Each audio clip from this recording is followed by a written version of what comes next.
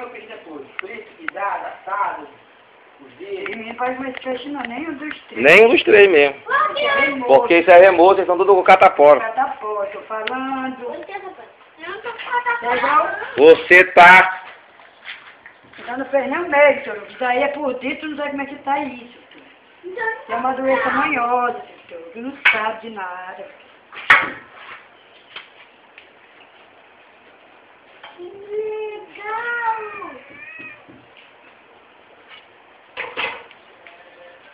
Isso aí é uma tela que não chega, se for cortar isso, vai ser péssimo.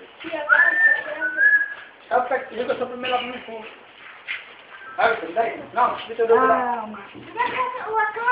O que, mamãe? Uma faca? o controle aqui.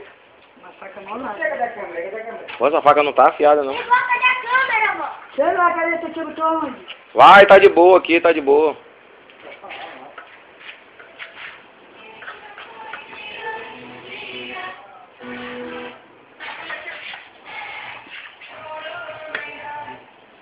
Olha aí o vídeo, o cara bota autópsia. É. Autópsia de uma pirarara.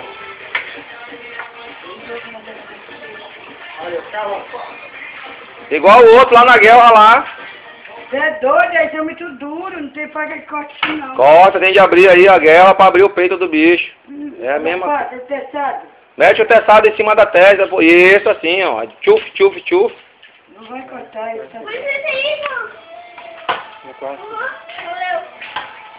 Então dá uma luz aí. Não, abaixa mais, abaixa mais. Normalmente o cara corta aqui, pô, na cabeça. Tô falando.